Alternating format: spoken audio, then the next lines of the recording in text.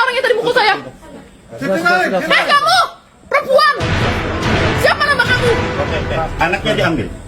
Gak perlu Kami diambil. tidak rela mendidik anak Anda. Teman-teman, tolong bantu viralkan kasus ini. Adik saya baru 6 hari mondok di pesantren Madinatul Quran, Jonggol. Tapi sudah dihukum, dibully, bahkan dipaksa ruqyah sampai kakinya bengkak. Setelah dibawa pulang, dokter memastikan adik saya depresi berat, bukan kesurupan. Kronologi awalnya pada tanggal 1 Agustus 2025. Keluarga kami datang musyawarah baik-baik, tapi diperlakukan kasar oleh pimpinan ponpes dan istrinya. Bahkan pimpinan ponpes datang bawa 4 satpam, marah-marah, dan istrinya tiba-tiba memukul saya dari belakang.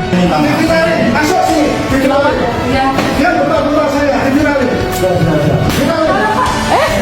Kamu mau pukul saya? Ini pukul nih, ada CCTV-nya atau ada CCTV-nya? Ini pukul bisa laporin, Panggil. Saya dipukul, Panggil. Panggil, saya dipukul ini, ramein aja viralin. Madinatul Quran saya dipukul ini. Saya dipukul. Ini ada CCTV-nya, laporin aja. Keluar semua. Panggil, saya dipukul ini, Panggil. Anaknya diambil. Anaknya diambil. Ini saya dipukul gimana? Proses saja hukum. Panggil saya dipukul. Kamu siapa yang kamu? Dipukul kenceng banget. Ini aku ada CCTV. Itu udah pakai sadar. Ini aku videoin viral. Saya sudah visum dan lapor polisi, tapi kasus ini masih jalan sangat lambat. Malam itu juga, adik saya dikeluarkan tanpa alasan. Sekarang dia trauma dan harus minum obat depresi selama 6 bulan. Kita 40. Mana orang yang tadi pukul saya? Hei kamu, perempuan! Siapa nama kamu? Kamu pukul saya. Oh Soleh, taksi itu apa pukul saya? Keluarin aja udah dari tutup ini pesantren. Anaknya diambil. Gak perlu Kami diambil. tidak rela mendidik anak Anda. Kami tidak Videoin aja, videoin. Anak saya udah Udah aku videoin, So tadi saya dipukul, Pak lihat saya dipukul ada CCTV-nya, bisa kita cek. CCTV-nya ada. Silakan. sama lawyer, Bang. Nggak ada masalah. Monggo. Pak lihat, saya dipukul, Pak Monggo, lihat. tolong. Ada CCTV-nya, Pak Lapor yang Pidana. ke masa silakan. Saya dipukul. Ustaz siapa tadi namanya? Laporkan. Saya Fauzan. Ummu Soleh. Saya Fauzan. Ummu Soleh. Laporkan. Oh istrinya siap. Saya Laporkan. Oke. Nggak ada masalah. Berarti tadi pukul saya ya? Silakan. Tadi pukul saya ya? Enggak. Istri mukul kan? Enggak. Ada CCTV. Orang beragama nih, Masya Allah. Pak, tadi mukul nggak istrinya Pak? Istrinya Pak Ini orang beragama Orang seperti beragama ini. nih Pak. Nih, masuk aja langsung ke saya kasar Iya. kok.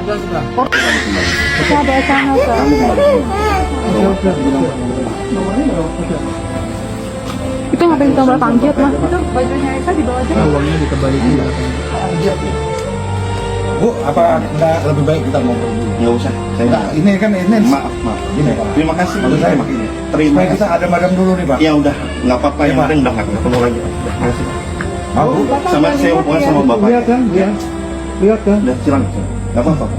Saya nggak mau. Anehnya, setelah kejadian ini, pihak pesantren mengubah nama akun sosial media miliknya dan serta-merta menutup kolom komentar di setiap fitinya. Bukannya mengklarifikasi dan bertanggung jawab, malah seolah-olah lari dari hal ini. Apakah seperti ini etika dan adab orang yang beragama, apalagi statusnya sebagai pimpinan pondok pesantren? Sungguh, ini bikin saya dan keluarga trauma dan menyesal seumur hidup. Dari pemimpinya aja pembohong. Sudah jelas, istrinya memukul saya, malah dia bilangnya tidak. Dengan santainya mengusir keluarga saya dan mengeluarkan adik saya. Lalu, bagaimana dengan semua pembayaran administrasinya? Antaranya adalah nikmat kita bisa beriman, nikmat kita berislam, nikmat kita memiliki keluarga, ya, nikmat kita memiliki anak. Itu adalah nikmat yang azim, nikmat yang besar. Dan Allah Subhanahu wa Ta'ala akan mempertanyakan kita, akan menghisap kita, akan bertanya terhadap nikmat-nikmat yang kita rasakan, nikmat-nikmat yang kita dapatkan. Apakah kita sudah bersyukur atau justru kita kufur terhadap nikmat Allah Subhanahu wa Ta'ala? Ini semua bukan soal uang atau biaya yang sudah kami keluarkan, namun lebih kepada rasa pertanggungjawaban dan kenyamanan lingkungan pendidikan. Bahkan, kami difitnah balik oleh oknum yang ingin mengaburkan fakta. Katanya suami saya tukang pukul, dan saya melarang anak saya pulang karena takut perlakuan suami. Katanya, entahlah apa permintaan anak saya yang kayaknya sulit dikabulkan. Padahal, anak saya berkata, kalau di dalam pesantren dia sering dibully, dianiaya dan dikucilkan. Terbukti dari kakinya yang bengkak dan wajib minum obat depresi minimal selama 6 bulan. Namun mirisnya, pihak pesantren malah menuduh anak saya kesurupan. Demi Allah, tidak akan lagi kami kembali ke pesantren ini.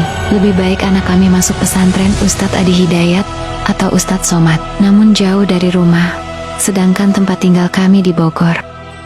Beliau berdua seorang ustadz dan ulama yang terpercaya, bertanggung jawab, dan berdedikasi tinggi terhadap umat. Sayangnya pondok pesantren beliau berdua belum tersebar merata di seluruh Nusantara.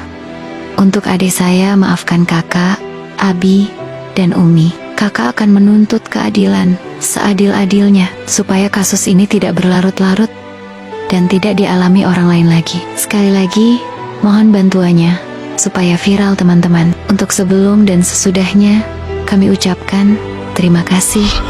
Wassalam.